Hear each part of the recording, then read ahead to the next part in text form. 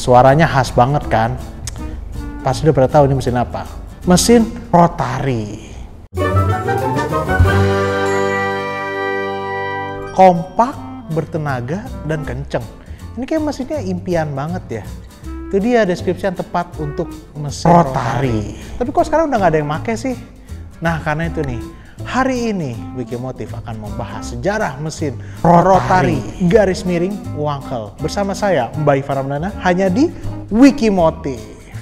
Sebelum ngomongin sejarahnya, gue kasih tau dulu deh mesin Wankel itu tuh apa ya.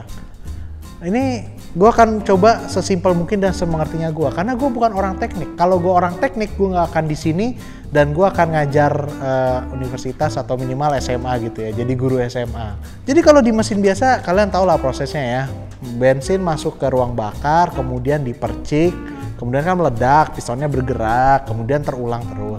Tapi dalam mesin rotari, itu semua terjadi dalam satu tempat, di sebuah ruang bakar. Jadi dia masukin bensin, diledakin, dibuang, terjadi dalam satu tempat. Jadi dia lebih efisien. Itu dia yang kayaknya lu perlu tahu untuk intinya dari mesin rotari. Nah, sekarang kita akan bahas asal-usulnya mesin rotari. Atau gue lebih senang sebenarnya sebutnya mesin Wankel. Kenapa? Karena mesin rotari itu bisa berarti dua. Mesin yang tadi gue sebutin, yang kita biasanya tahu, yang brap-brap-brap, atau mesin kayak mesin pesawat radial, itu namanya mesin rotari juga. Tapi kayaknya rotari kita fokus ke yang ini dong. Maksudnya kan ini channel mobil, bukan channel pesawat. Mungkin bisa ada wiki aviasi. Sejarah mesin rotari ini dimulai ketika seorang penemu Jerman bernama Felix Wankel. Dia memimpikan sebuah mesin. Beneran loh, dia jadi ceritanya katanya waktu dia umur 17 tahun, dia bermimpi dia tuh menciptakan sebuah mesin yang bener-bener baru. Terus gue juga heran, ini orang kok bisa ya? Apakah dia ke mana? Air terjun dulu kan, bertapa dulu, dapat mimpi kan, gitu kan. Berlanjut ke tahun 1924. Dia untuk pertama kalinya memulai desain mesin rotari ini, dan di tahun 1929 dia mematenkan mesin rotari ini seperti yang kita tahu. Kemudian Bapak Wankel ini ikut ke sebuah organisasi yang kalau diomongin jadi sejarah Perang Dunia Kedua, yang itu yang Hail itu. Hail Hydra. Jadi Bapak Wankel baru bisa melanjutkan penelitiannya setelah Perang Dunia Kedua di tahun 1951 ketika dia dipekerjakan oleh NSU.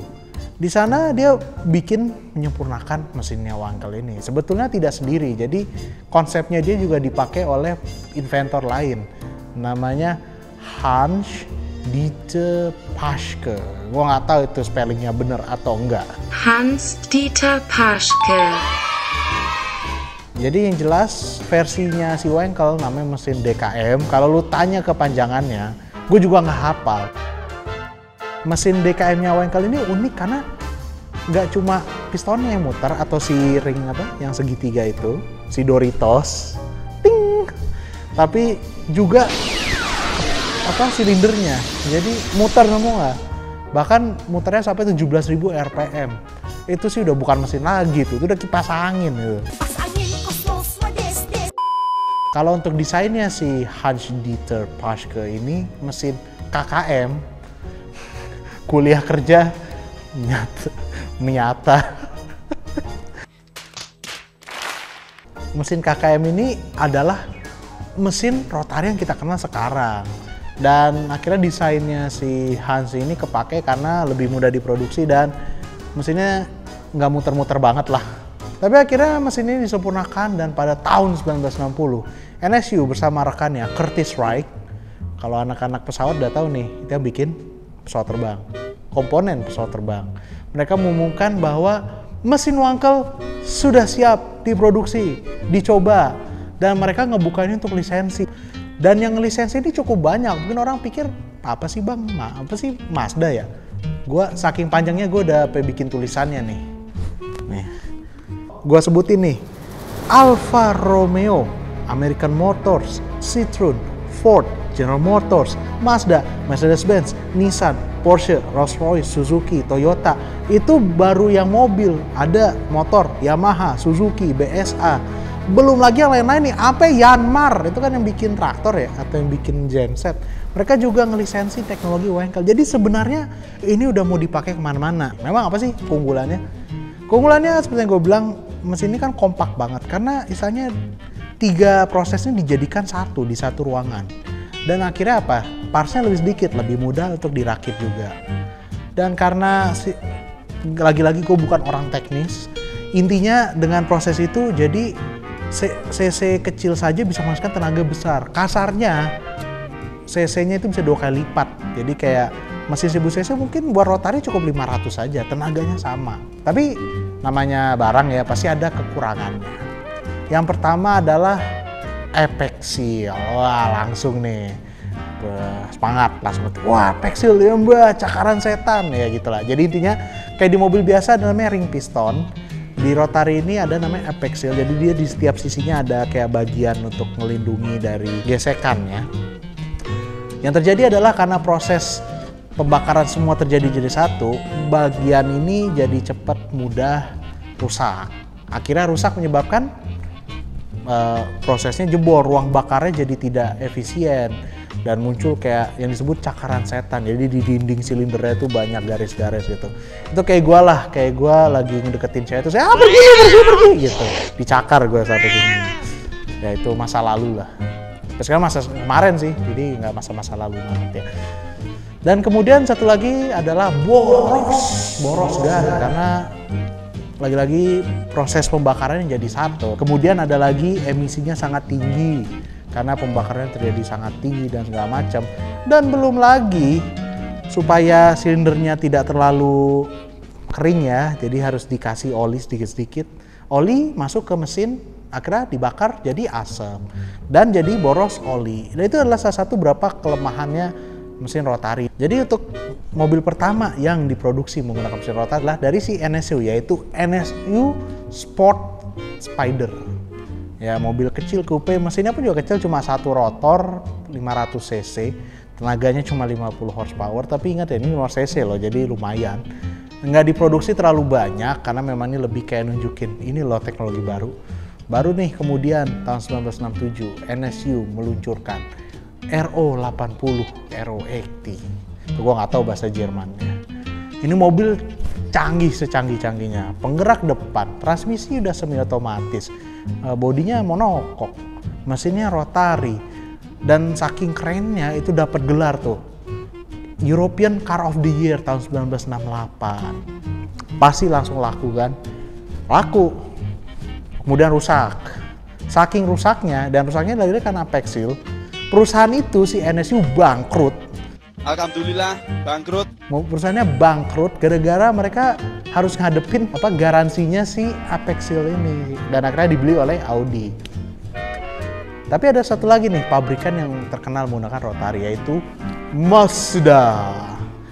Mazda tertarik karena ada satu hal nih, karena cc-nya kecil dan di pemerintah Jepang nggak peduli itu mesin biasa atau mesin rotari, sehingga pajaknya lebih murah. Yoi dong, ngemplang pajak tuh di mana-mana. Mazda tertarik dan awalnya lagi-lagi mereka mendapat masalah si cakaran setan. Tapi beda dengan NSU, Mazda benar-benar merasa inilah masa depan gue harus terjun dalam mesin rotari. Jadi mereka mengembangkan apex seal. Gue juga kalau diceritain sejarahnya, gue tidur, lu tidur, gue tidur. Intinya adalah mereka menemukan desain dan bahan yang khusus. Saking gilanya dulu mereka bereksperimen menggunakan tulang hewan buat apex seal. Ngeri deh pokoknya. Tapi karena mereka berhasil, dan pada tahun 1967 mereka meluncurkan mobil rotari mereka yang pertama, yaitu Mazda Cosmos 110S. Cakep banget. Ini sering muncul di film Ultraman zaman dulu banget. Dia adalah mobil sport dengan mesin twin rotor dan juga menunjukkan kalau rotari itu juga bisa dipakai efisien dong. Akhirnya semua mobil Mazda punya varian rotari, mulai dari sedan, pick up, ya ada namanya Mazda Repu, rotary engine pick up bermesin rotari, bukan buat balap ya, memang buat sehari-hari. Dan bahkan bus rotari Mazda yang bikin, namanya Mazda Parkway. Beneran bus, tapi sayangnya tidak gitu laku karena mesin rotari torsinya juga kurang bagus, nggak cocok kan buat bis. Mereka juga bikin satu lagi yang agak aneh adalah Mazda Road Pacer AP. Ini jadi sedan mewah, sebenarnya Holden. Kemudian dibawa ke Jepang, mesinnya diganti dengan mesin rotari. Yoi, Holden JDM itu ada dong. Sayangnya Mazda tidak begitu melanjutkan mesin rotari karena terjadi krisis minyak tahun 1973. Kemudian ada pabrikan lain yaitu Citroen. Mereka membuat mobil bernama M35 berbasis Citroen Ami. Kemudian berlanjut ke namanya GS Birotor. Ini birotor, artinya dua ya, bukan by yang lain. Lu jangan salah. Bahkan Citroen juga kayak Mazda merasa inilah masa depan mereka. Mereka udah ngerancang mobil itu pakai rotari nih. Tapi kemudian mereka tidak bisa menemukan problem dari apex seal dan juga boros oli, dan kemudian bikin bangkrut lagi. Jadi mesin rotari ini sering bikin bangkrutin orang ya.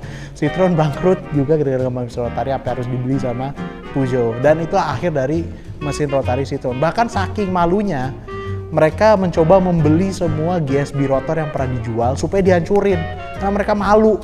Kemudian bahkan ada seperti Mercedes-Benz, mereka membuat mobil konsep C111. Tapi hampir 70-an semua udah pada menyerah menggunakan mesin rotari. Kecuali Mazda. Memang top banget deh nih satu. Mereka tidak menyerah dan akhirnya pada tahun 1970, gua nggak hafal tahunnya lagi. Dan akhirnya pada tahun 70-an Mazda meluncurkan RX-7.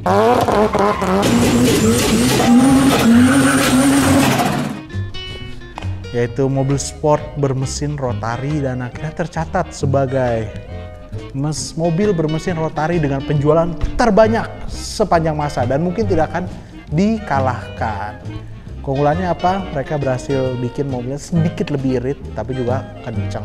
Kencengnya memang gila dan itu yang membuat RX-7 sukses. Sebenarnya nggak hanya di mobil, mesin rotari juga ada di sepeda motor. Dan motor pertama yang menggunakan rotari adalah buatan Jerman Timur namanya MZ. Lalu kalau bukan ini ya, bukan Zainuddin MZ, beda. Tapi MZ ini cukup legendaris karena ada cerita tentang mesin patah. Tetapi motor si MZ ini lebih kayak ya coba-coba iseng-iseng berhadiah lah. Yang kemudian motor produksi masa pertama adalah Hercules W2000 buatan Jerman Barat. Gue juga kurang tahu asal-usul Hercules ini, yang jelas bukan dari Tanah Abang. Dan sayangnya mereka bangkrut. Ini kayaknya tema adalah rotari, mesin pembuat bangkrut. Dia bikin bangkrut jadi tidak dilanjutkan. Dan kemudian motor rotari produksi massal beneran pertama adalah Suzuki RE5.